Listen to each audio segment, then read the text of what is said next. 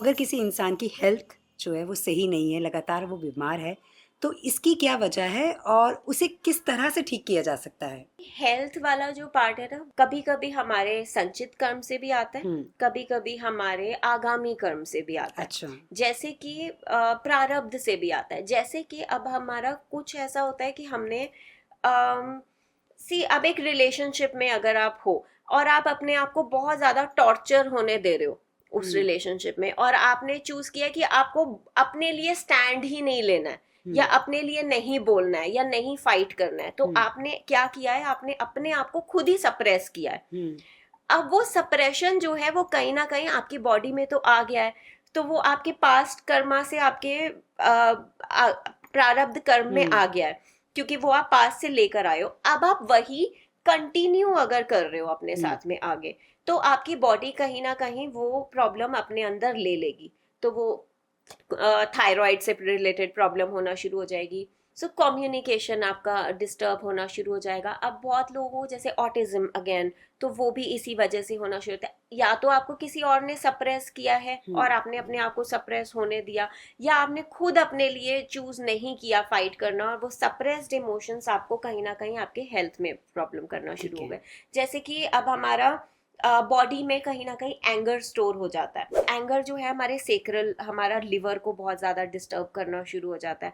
So now अब अगर हम पास्ट लाइफ से किसी के लिए बहुत ज्यादा एंगर कैरी करते हुए आ रहे हैं, अच्छा। तो वो एंगर जो है वो कभी कभी कुछ सोल्स इतना ज्यादा कैरी करती हैं कि वो इस लाइफ में भी उनके साथ में बहुत ज्यादा करती रहे।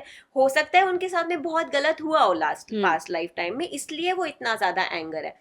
लेकिन अगेन जैसे कि मैंने बोला कि ये आपकी इंडिविजुअल जर्नी है। हुँ, तो अगर आप वो वाले दूसरे इंसान को इतना इंपॉर्टेंस दे रहे हो कि आप वो एंगर उसके लिए इतना कैरी कर रहे हो कि आप अपनी बॉडी को खराब होने दे रहे हो, तो हुँ, वो बॉडी और ज्यादा खराब होती रहेगी, क्योंकि आप अपने अंदर नहीं डील कर रहे हो। जी। तो वो क्या होता है कि हमने, अगर हम इस चीज को इस तरह से समझ के खत्म कर दें कि ये मेरा लेसन था, ये हुँ, मेरी लर्निंग थी, अगर यहाँ से मेरे को ये चीज मिली है, ये गलत हुआ है मेरे साथ में, तो ये मेरी लर्निंग थी, और वो उसका अपना कर्मा है, तो वो अपना, उसको शायद अपना लेसन हुँ, कहीं और मिल जाएगा।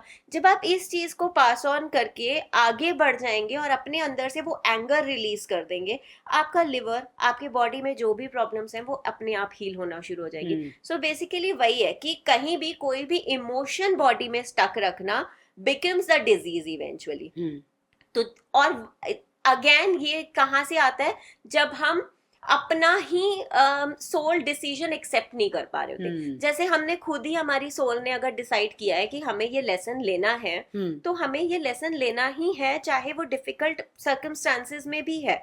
तो जब हमारा ये लेसन है, तो हमको क्यों उस चीज को लेके एंगर क्रिएट करना है, या क्यों किसी के लिए हेटरेड क्रिएट करना है, क्योंकि फिर वो आपके बॉडी में आएगा, क्योंकि आप एक्सेप्ट नहीं कर रहे हो आपका लेसन।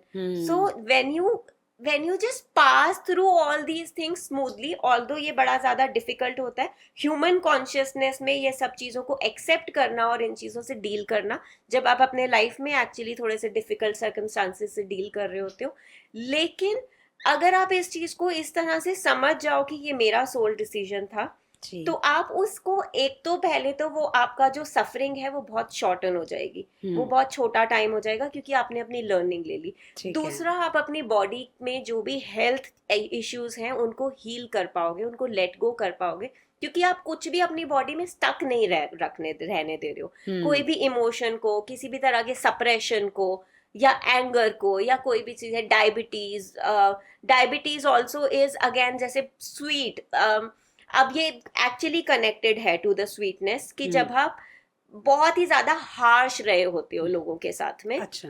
कुछ लाइफ टाइम्स में, हुँ, पास्ट लाइफ टाइम्स में, बेसिकली ये हम कैरी करते आ रहे होते हैं पिछले हुँ, जन्मों से। तो इस लाइफ टाइम में हो सकता है बहुत अच्छे हो, बहुत स्वीट हो, बट आप पिछले कुछ कार्मिक पैटर्न्स में ऐसा रहे हो, हार्श रहे हो, जो आप कैरी करते आ रहे हो। और कहीं ना कहीं even your overly sweet, but अंदर अगर आपके कहीं ना कहीं कोई एंगर, कोई इमोशन वो स्टक है, तो वो आपके बॉडी में आएगा ही आएगा, क्योंकि ये अभी का नहीं है, पुराना है। पुराना। तो वो पुराना और ज्यादा एग्रीवेट होगा आपकी बॉडी के हुँ, अंदर।